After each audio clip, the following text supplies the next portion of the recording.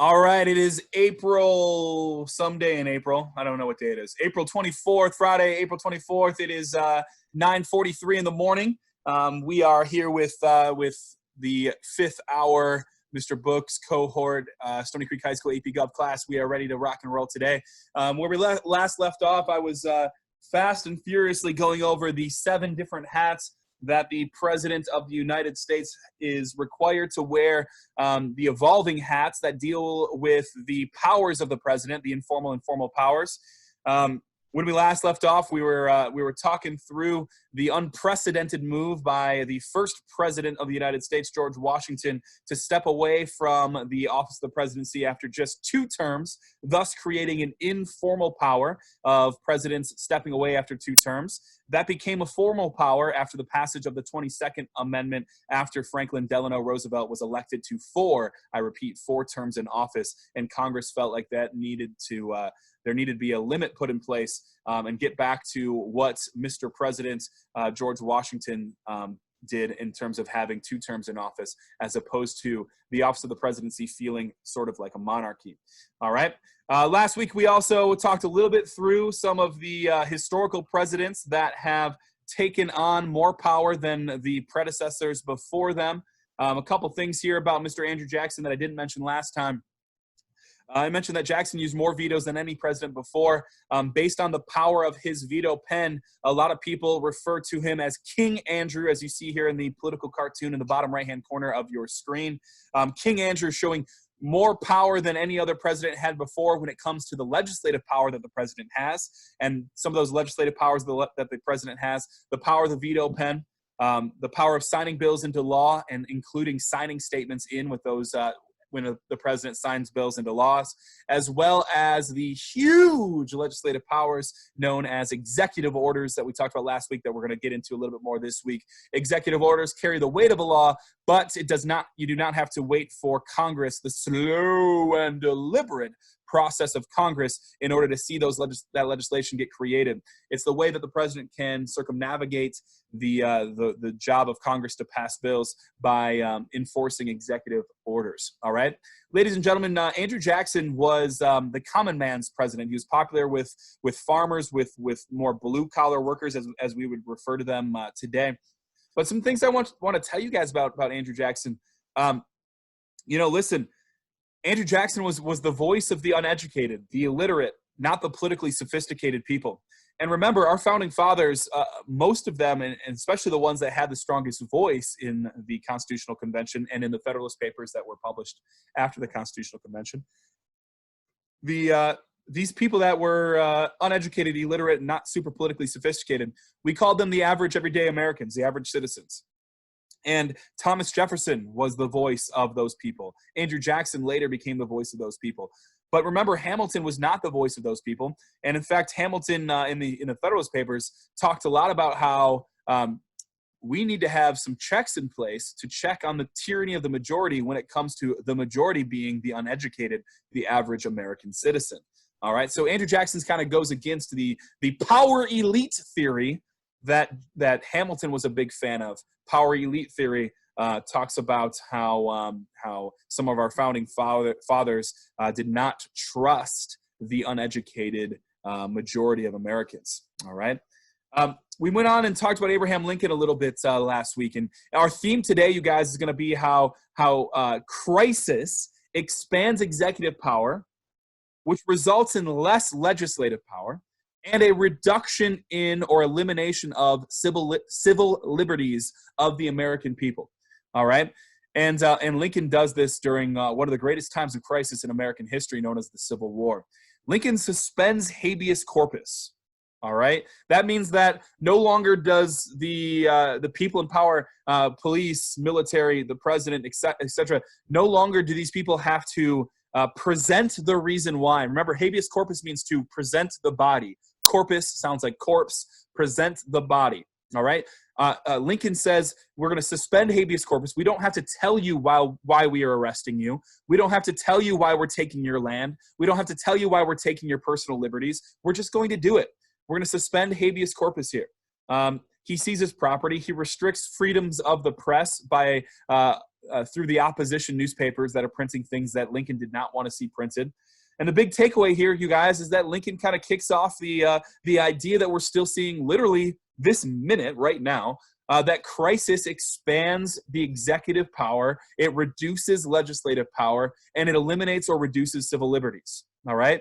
We're living in a time where we're seeing this. And remember, when I'm talking about living in a time, I'm not just talking about the executive branch within the federal government.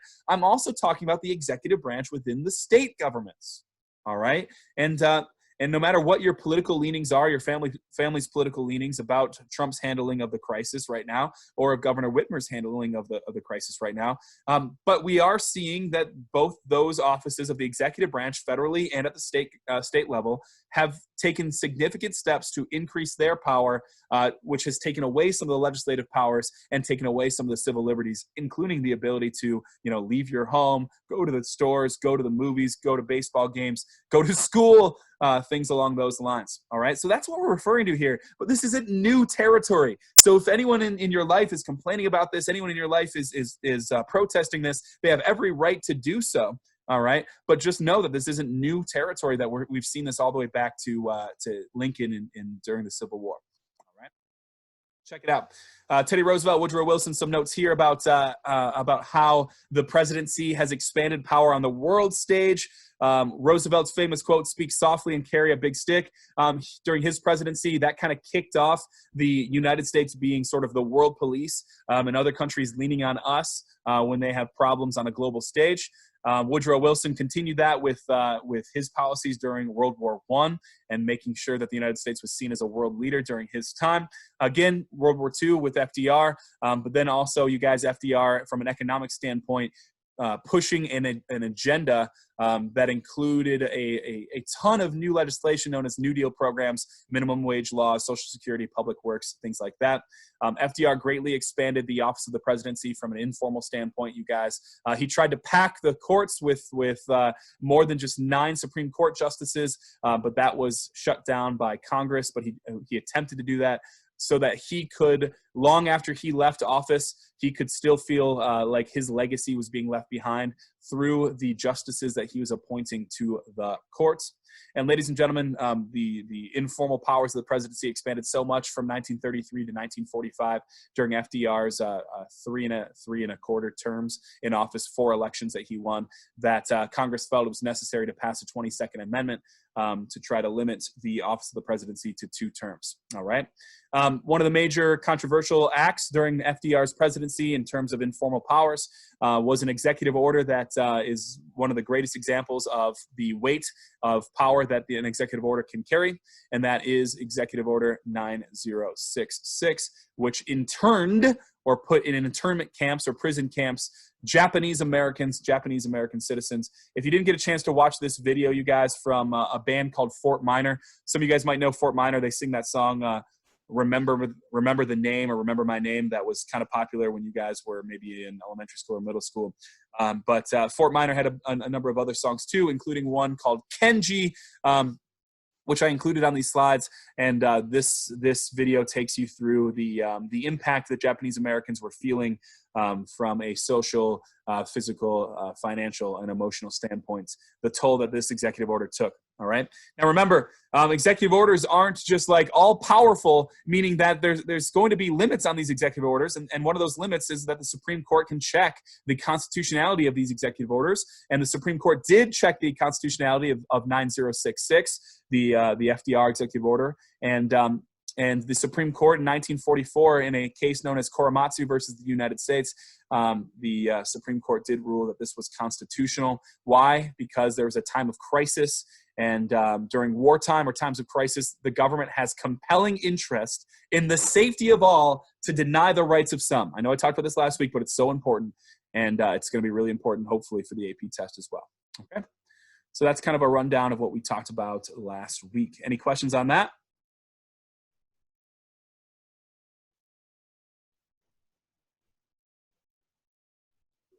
Excellent. All right, I want to switch over to a slightly different avenue here, if I can.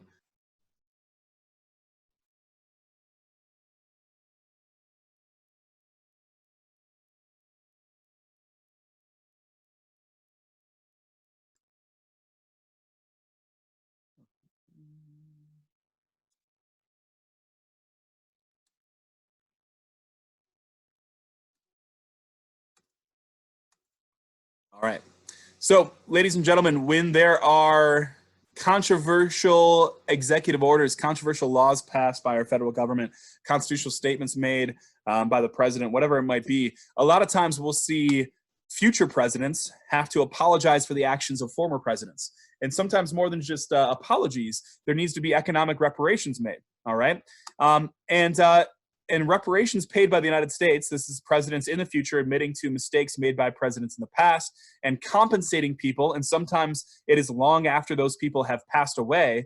And so these reparations are going to their living ancestors accordingly, or at least offering a formal apology for the mistakes made by some of the previous presidents. All right. A major example of this one is, if we're going to stay with the Executive Order 9066 analogy here, a major example of this is in 1988, President Reagan signed the Civil Liberties Act, which compensated more than 100,000 people of Japanese descent who were thrown in internment camps during World War II because of Executive Order 9066. And again, remember, in times of crisis, presidential power expands, legislative power shrinks, and individual liberties are reduced. That's the major theme from last week and this week in terms of our lecture notes. All right. But I know I said some of this last week, but I want to make sure that you guys got to see what I was talking about. Again, reparations paid by the United States. That is what the focus is right here, is the idea of reparations here. All right. Excellent, excellent, excellent.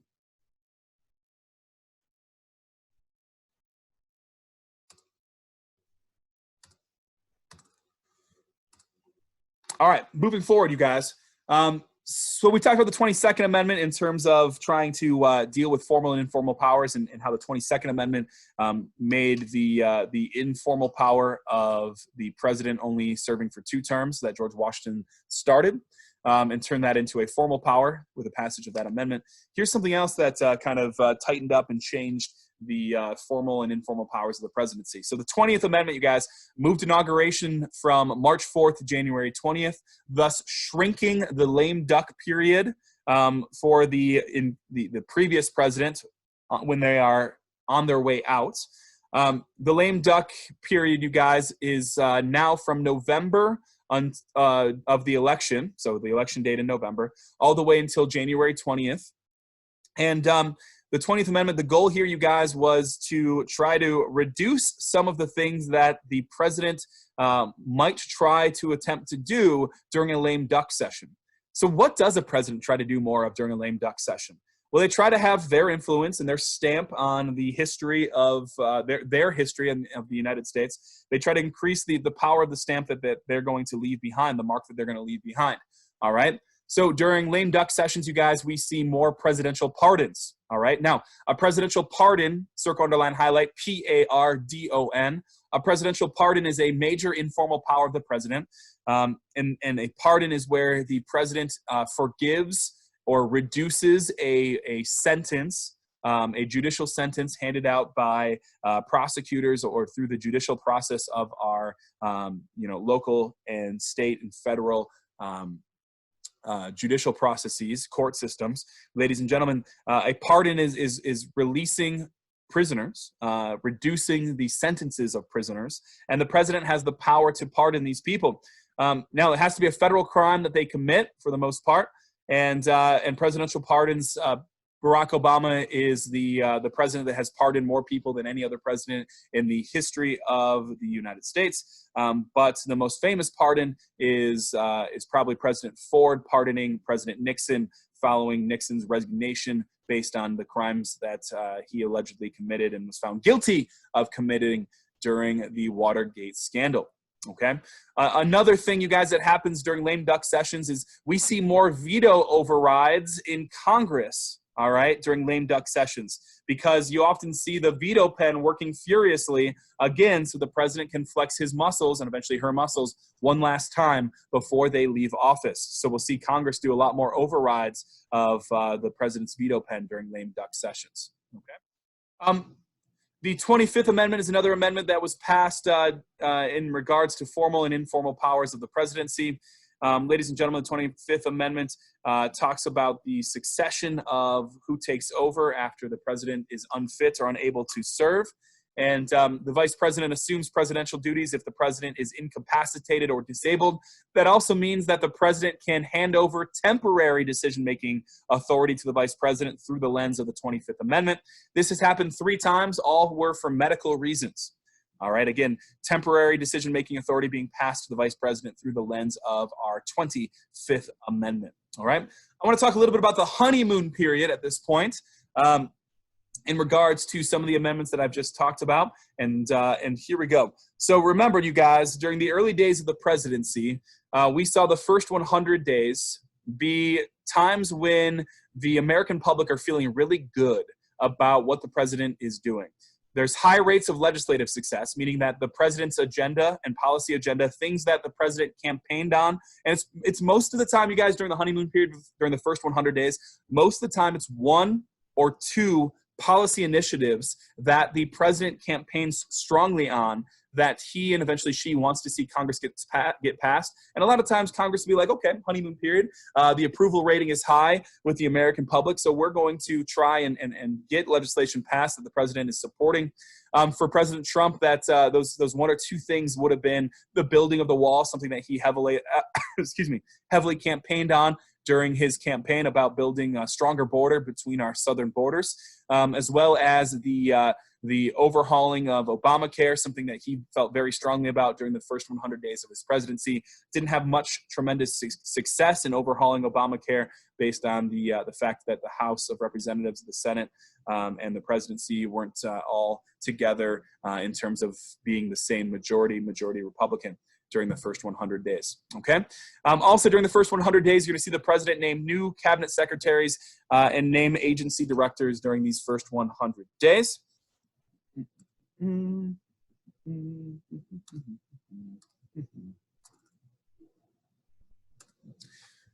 Ladies and gentlemen, the honeymoon is over. Well, kind of. From FDR onward, with the exception of George W. Bush and Donald J. Trump, you guys, we see kind of what we saw early on in the office of the presidency, and that is the honeymoon period is very much a thing. So during the first 100 days, from FDR onward, the American public sees that the office of the presidency is very favorable. Their viewpoint is very favorable, and we see the approval rating go way, way, way up during the honeymoon period, the first 100 days. Now, remember, we're not just here to pick on GW. We're not just here to pick on Donald J. Trump. We are here to tell you that the reason why we see more of a honeymoon period in other presidents is probably because the presidents that I named before, George W. Bush and Donald J. Trump, did not win the popular vote, but they won the Electoral College vote. And so that might be the scientific, the political scientist definition for why these 2 presidents, in terms of more modern day presidents, did not have this honeymoon period.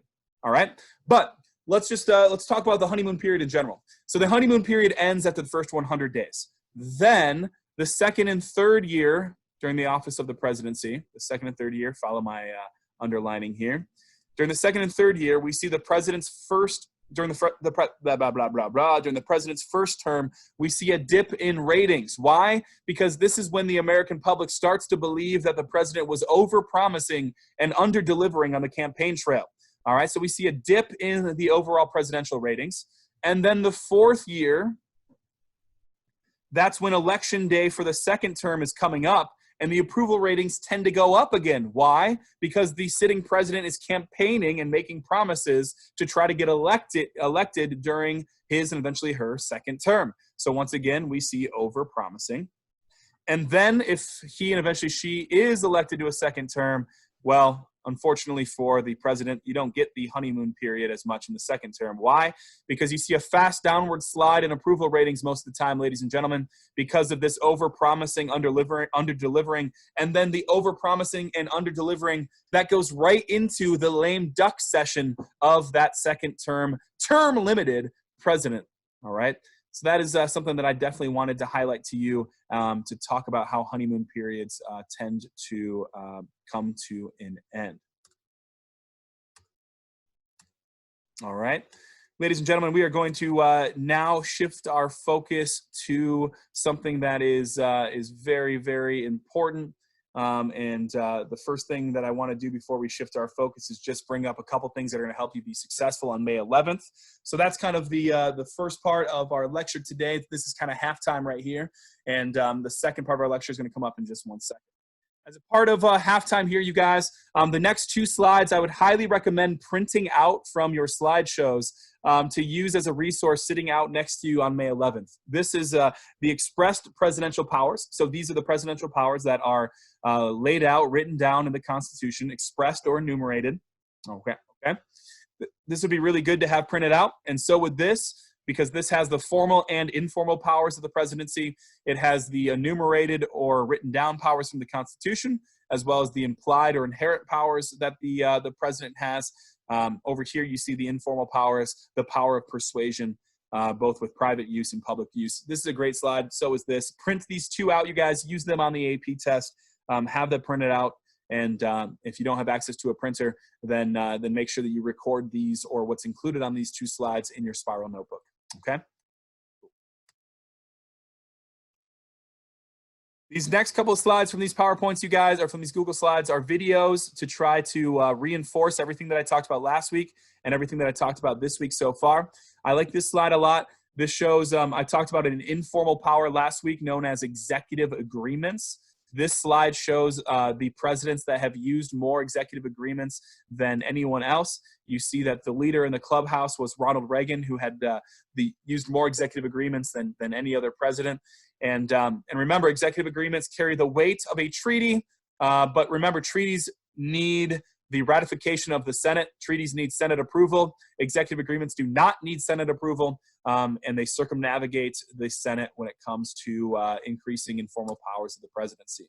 All right.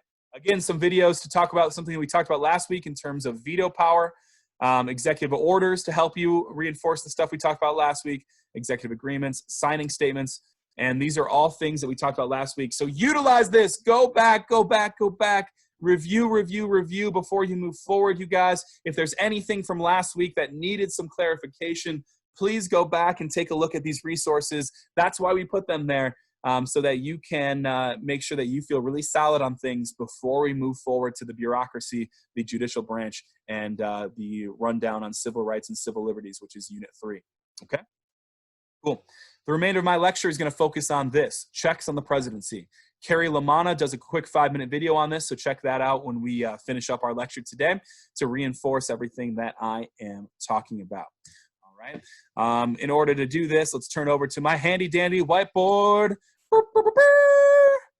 Here we go. Let's do a little bit of this. Let's do a little draw action. We're going to call this checks on this is for all those that missed my horrendous handwriting over the last 6 weeks. I just want to make sure that you got a feel for that. I still do have horrendous handwriting. Checks on the prez.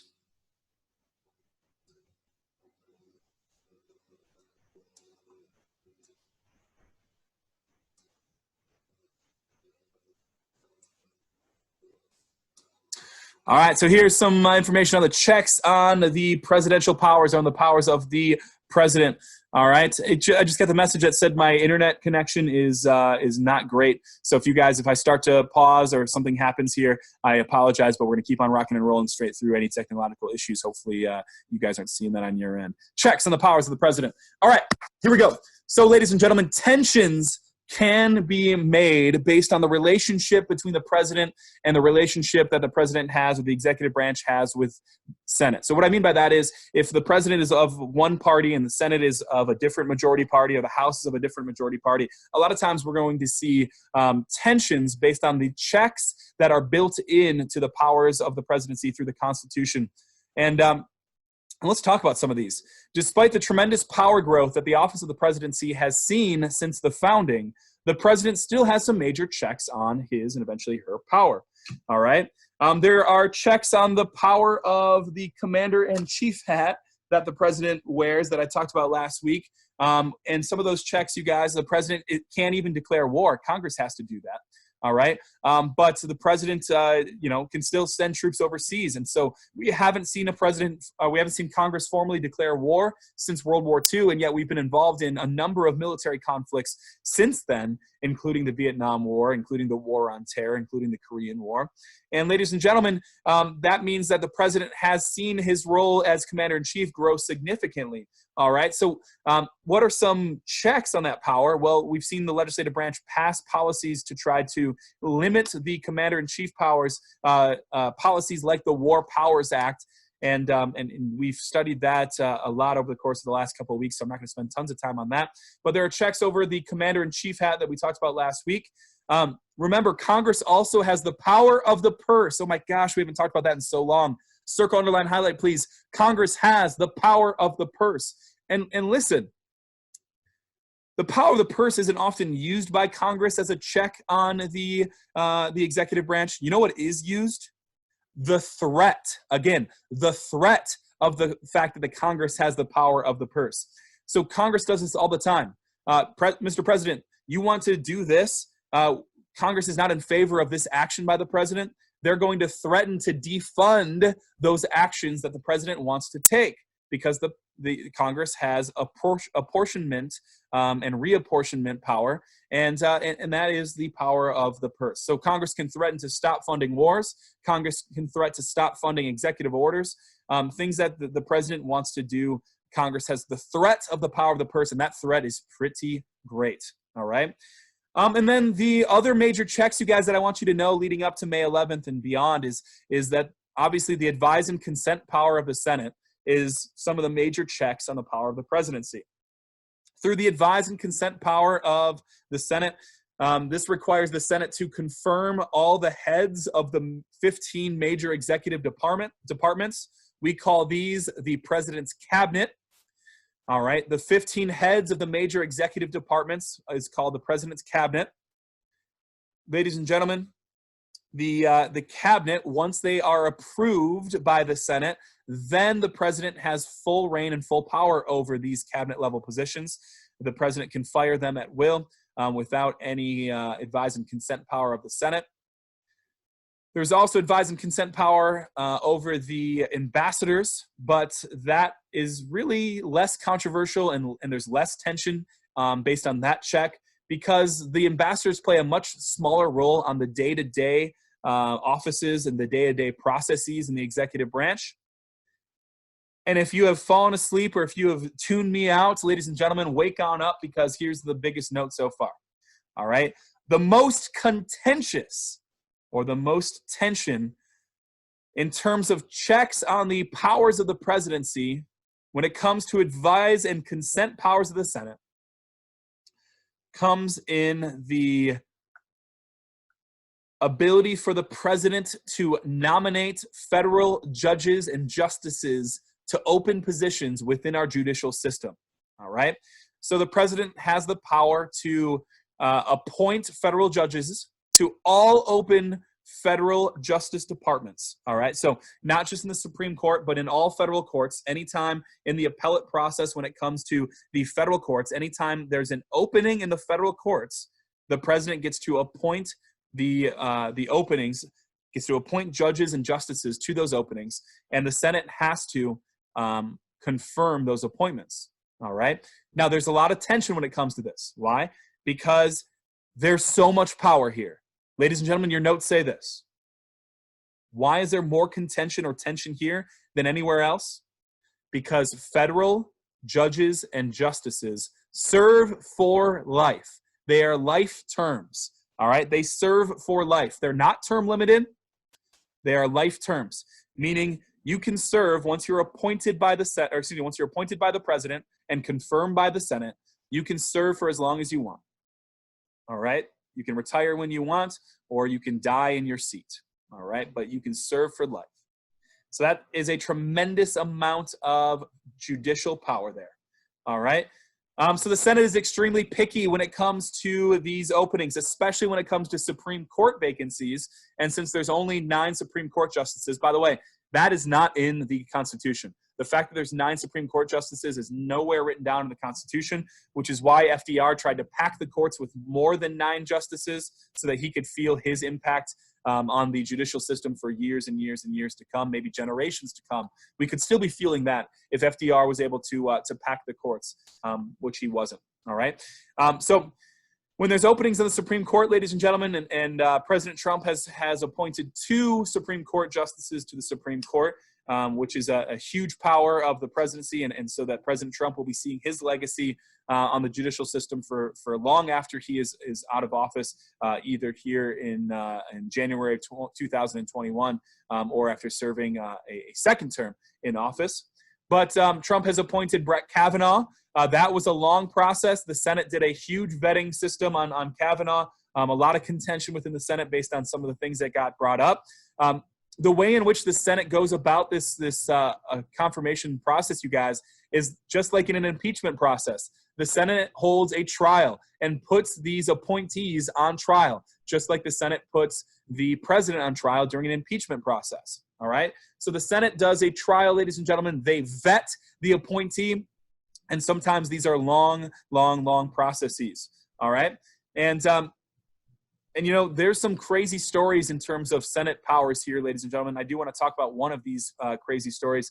On March 16th, 2016, Barack Obama nominates somebody named Merrick Garland. Again, in March of 2016, during Obama's lame duck session leading up to the 2016 presidential election that saw Donald J. Trump win, Obama nominates Merrick Garland to try to fill in a Supreme Court opening. Justice Scalia died 1 month prior in February of 2016 during Obama's lame duck session, and Obama tried to fill that vacancy. All right. Now, Scalia's death brought up a rather unusual situation in terms of the relationship between the Senate and the presidency. So there was a Democratic U.S. president, and the majority in the Senate here in 2016 was Republican. And now there's a vacancy on the Supreme Court. We'd only seen this dynamic exactly like this play out one time before over the course of U.S. history, and that was all the way back in 1895 with Grover Cleveland as president. So Scalia was seen as one of the more conservative Supreme Court justices, you guys. And as a conservative Supreme Court justice, most pundits noted that if Obama were to be able to appoint somebody to the Supreme Court, that this person would be tremendously more liberal than Scalia was, and thus it would majorly shift to the left or more liberal. It would majorly shift the way in which the Supreme Court makes their decisions with the modern day Supreme Court. This scared the Senate, and therefore, ladies and gentlemen, shortly after Scalia died, the Republican Senate majority released a statement, and they announced there would not be a confirmation process for Merrick Garland because that would give a lame duck president far too much power to fill this vacancy. They wouldn't even consider a nomination, all right?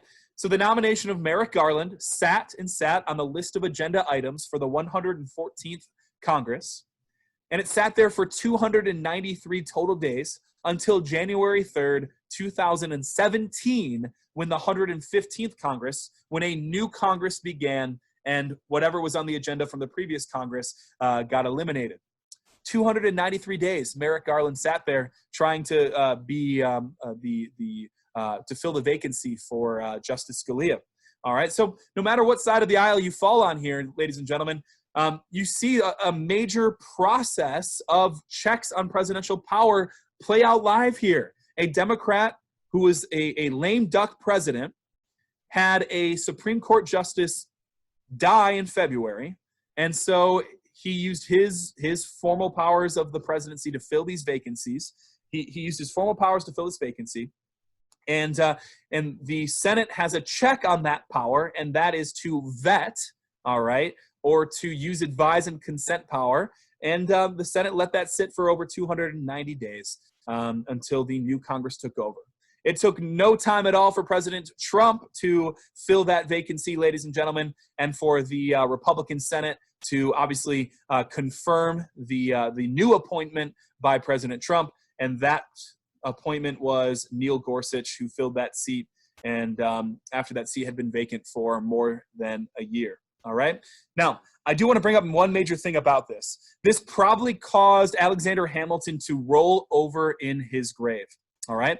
Why? Because of, and if you haven't been looking at your screens, I'm going to use my whiteboard again. Because of your foundational document that you need to know about here, Federalist Paper number 78, you guys. This was written by Alexander Hamilton. Possible to say that name without speaking as if you're singing the song Hamilton from the musical there.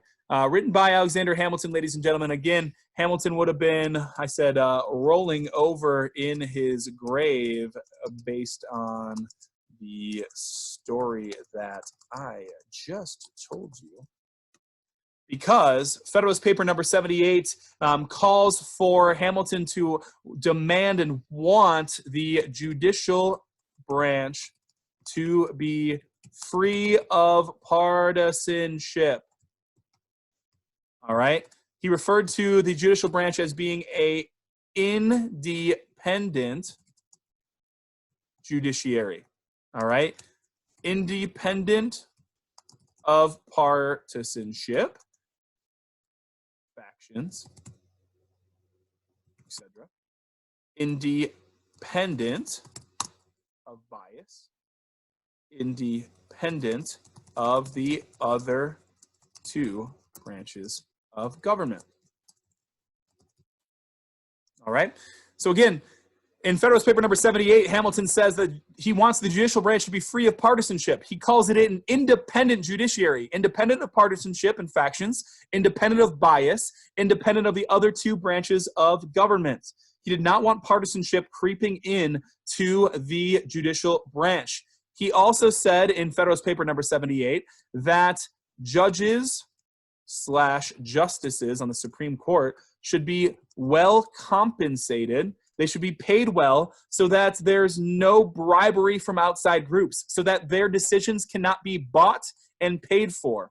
All right. And ladies and gentlemen, maybe more importantly compared to anything else that I've said, is that Hamilton thought that the justices should serve for life in the federal courts. All right. Judges and justices should serve for life in the federal courts. Okay. So again, how does this make Hamilton roll over in his grave based on the last story that I just told you? Well, I just told you the story about how partisanship is very much a part of the advise and consent powers of the confirmation process for the judge and justice appointment process that the presidents have and the presidents have throughout history. Okay. So Federalist Paper 78, here's what it's all about. Love it, learn it, memorize it, and have it in your back pocket, because I guarantee you can use Federalist Paper number 78 on the argumentative essay on May 11th. Beautiful, beautiful, beautiful. All right.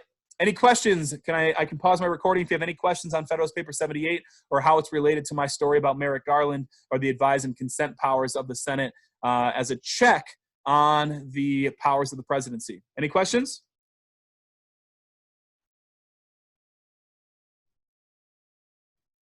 All right. If you have questions, but you're just kind of scared to ask them at this point, you guys, just turn your focus over to what I'm showing you right now on the notes.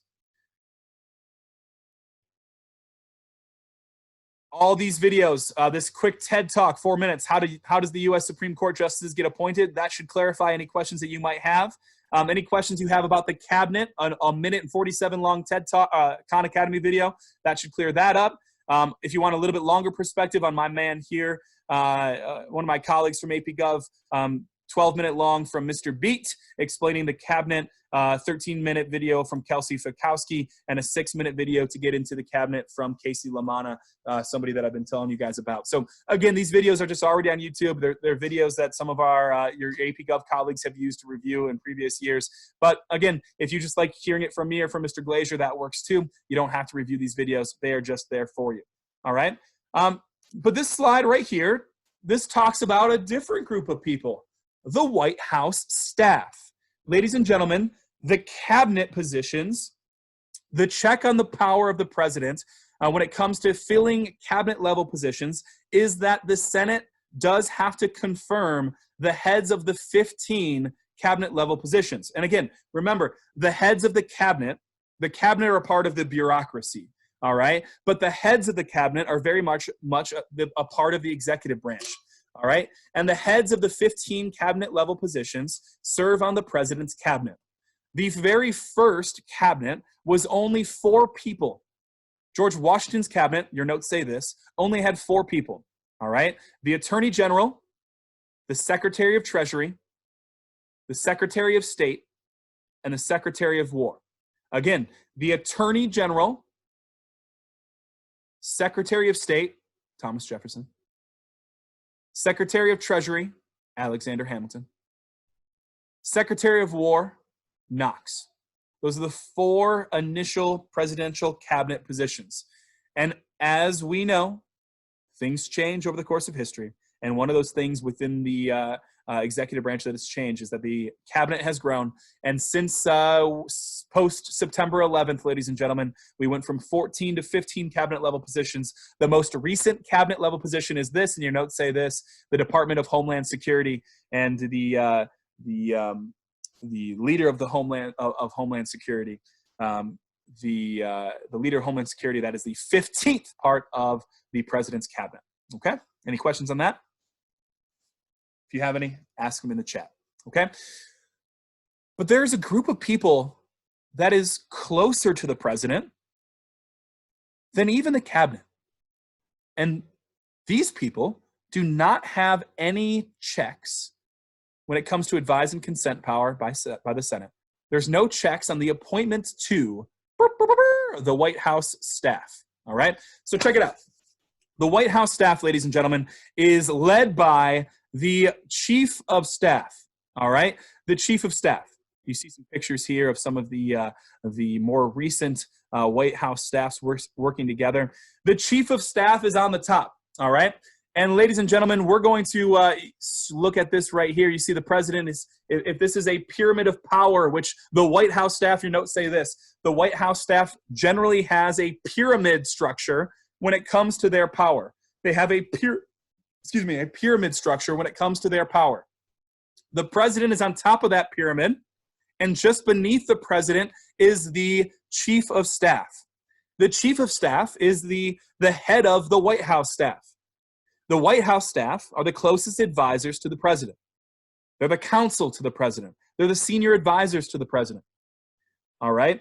So in this pyramid structure, you've got the president, and then you've got the Chief of Staff, and then you've got all these other White House staff members, including the press secretary, including closest advisors that are going to fill places in the executive office of the presidency.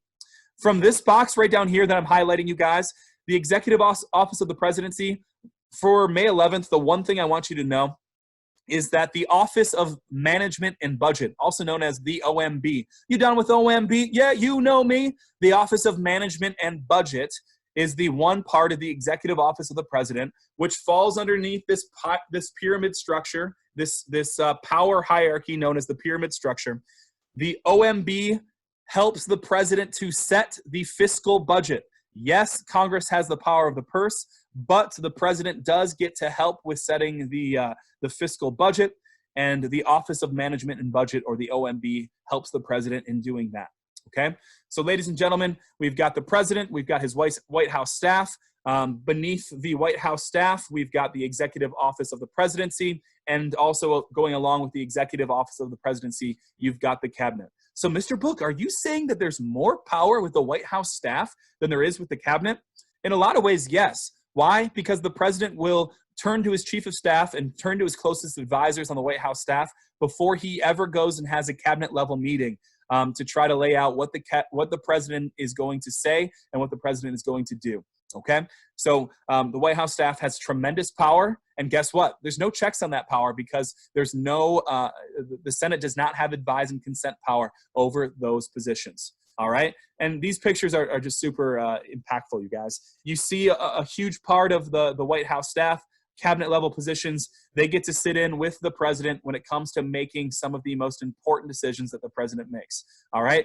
This is when the president was in the war room, when we took down one of the major players on the military front from Iran's military back a few months ago.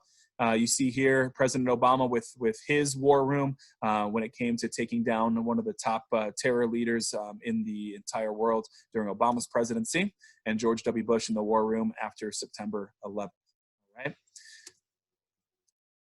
Circular structure, ad hoc structure, anything other than the pyramid structure, you guys, they're not going to ask you about it. With only 2 questions instead of 59 questions, there's no way they're going to get into the weeds about this. If they do, I'll shave my head or grow a mustache or eat a worm or whatever else you guys want to challenge me to do.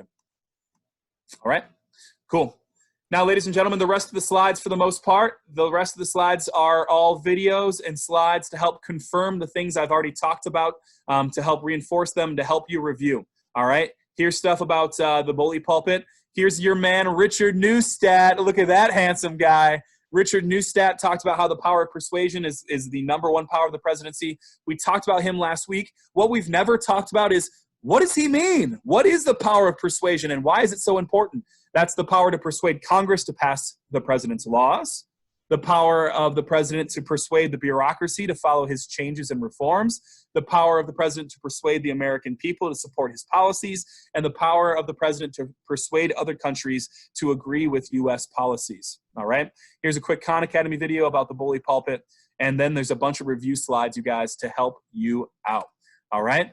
My friends, the end of those slides is just for review. Let them help you as you move forward. Let them help you. Or if you feel like you've got a good understanding of everything that I've covered so far, ignore them, but they're there for you. They're there, and they're up on Google Classroom for you. That concludes my Unit 2 Executive Branch notes. So I've said this fancy B word, and you guys are always looking at me like, what the heck is he even saying? What is the bureaucracy? I can't even spell that. Well, first of all, there's the spelling on the screen for you. B-U-R-E-A-U-C-R-A-C-Y. And the bureaucracy, you guys, is considered by political scientists to be the unofficial 4th branch of our government. Unofficial because it's not a branch. It falls underneath the umbrella of the executive branch, meaning it falls within the executive branch. And the bureaucracy, ladies and gentlemen, includes 4 million American citizens, 4 million employees, all right? 2.8 million of them are considered civil servants or civilian employees. The president only appoints 3% of the bureaucracy, all right? The president only appoints 3% of the bureaucracy. The other 97%, you guys, apply for these positions and are hired by people that are not the president, all right? And that might be cabinet level positions like the Secretary of Treasury, for instance, or the leader of Homeland Security. But they also could be long down the pyramid of the power structure within the bureaucracy. And with 4 million people, that pyramid is pretty huge in terms of the overall power structure of who has power within the bureaucracy. Okay, now. You see this word patronage? Circle, underline, highlight patronage, please. Circle, underline, highlight the word patronage. Patronage. P-A-T-R-O-N-A-G-E. It's right here on your screens, patronage. Okay? Now, check it out, you guys. Early on in the days of the presidency, early on presidents would try to fill the bureaucracy with all of his friends. The president would try to fill the bureaucracy with all of his friends. He would reward people who helped the president get elected. He would reward people with positions within the bureaucracy. And again, the president only appoints 3%, but 3% out of 4 million is still a large number of people. So the president would reward his friends and the people who helped get him elected, and eventually her elected, obviously, but this has since changed. So I'm going to refer to the president as a he at this point. So the president, ladies and gentlemen, would appoint his friends and fill the vacancies within the bureaucracy with his friends and the people who helped him get elected, the people who donated the most money, all right, to these positions. He would reward them. And this is called patronage, to reward the loyal supporters of the president with spots on the bureaucracy, cabinet level positions. White House staff level positions, but also the heads of other independent agencies, like the head of the FBI. That is a spot that the president could appoint a friend onto. The head of the CDC, the head of other health organizations that you are seeing on your TVs each and every day during these White House briefings. All right. So these are all people that during the patronage system, the president would just appoint, and they would be his friends and people that helped him get elected. Since the patronage system, you guys oftentimes would see people who were not fit to serve in these positions. So these people were friends of the president, and that's why they got these positions. But then once they got into these positions, they had no way of knowing what the heck was going on. They were unfit to serve, and they were not in any way, their education, their training did not allow them to be able to take on these positions. So we see an evolution of this power, and now in order to be given one of these positions, appointed to one of these positions by the president, you have to pass what is known as a civil exam. All right, you have to pass an exam, and these civil exams, ladies and gentlemen, are like tests to make sure that you're qualified to take these positions on. All right, civil exams.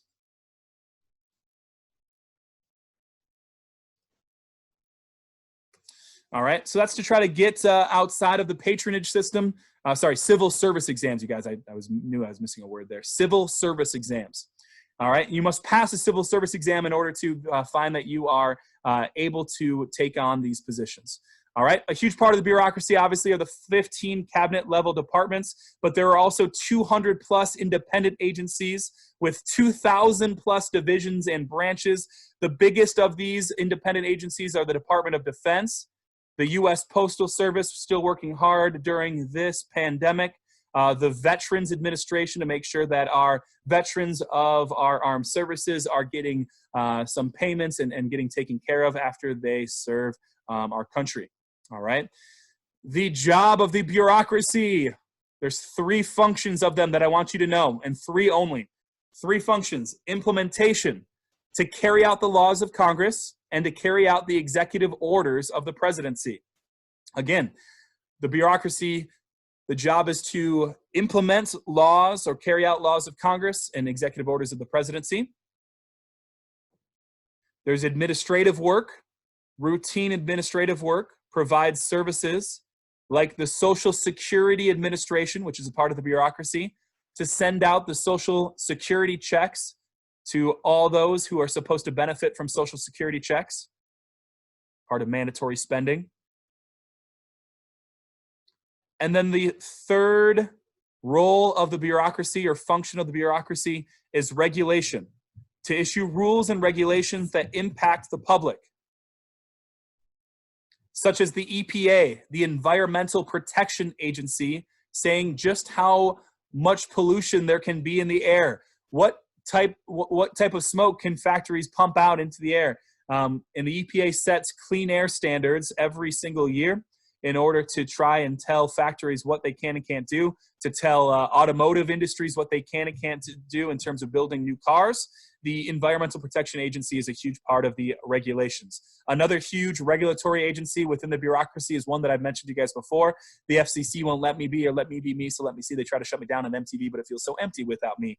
The FCC, you guys, tries to censor our media, to try to create some clean air standards in a different way. But this air are radio waves and television waves and internet waves, to try and limit what we see, censor what we see.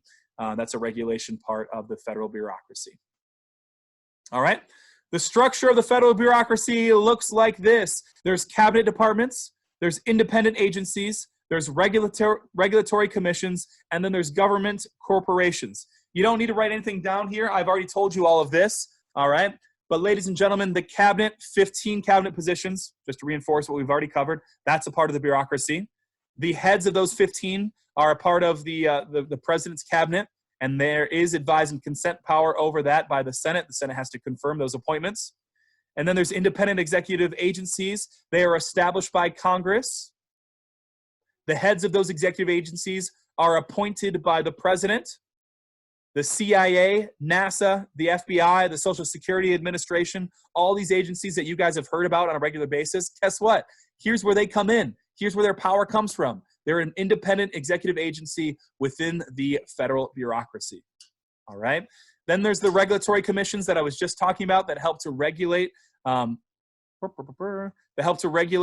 of the things that impact us.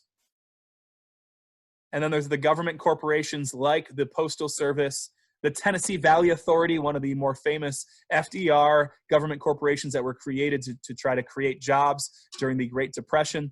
Any of the government corporations that have a lot of employees now, for the most part, ladies and gentlemen, if they still exist now, they were probably created by FDR as a part of his New Deal programs to try to get people back to work during the Great Depression. All right. So one of the things to be on the lookout here for the future as we get into a very uncertain economy once we end our stay-at-home orders here at the state level, at the federal level, you guys check it out.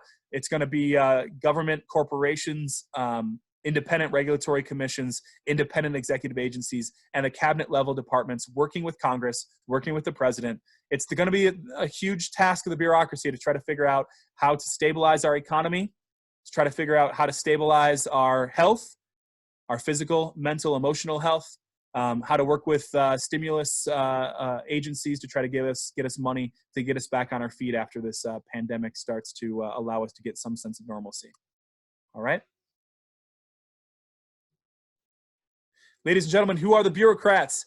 97% of them are career government employees or civil servants, meaning they are going to serve in their positions long after President Trump is out of office and long after Obama was in office, long after George W. Bush was in office. These people, for the most part, aren't supposed to have any partisan bias, you guys. What? They're not supposed to have partisan bias unless they are part of the 3% of the bureaucracy that are appointed by the president. The other 97% are not going to have partisan bias because they're going to be here long after the current sitting president is out of office. Only about 10% live in Washington, D.C. The other 90% are spread all across the globe. Again, I said globe. Oop, I have an Instagram notification. I don't know if you guys can see that. 30% work for the Department of Defense. Less than 15% work for social welfare agencies. Most are white-collar workers, secretaries, clerks, lawyers, inspectors, and engineers. All right. And they are much more diverse demographically than Congress. They are more representative to the diversity of the American public than Congress is. All right.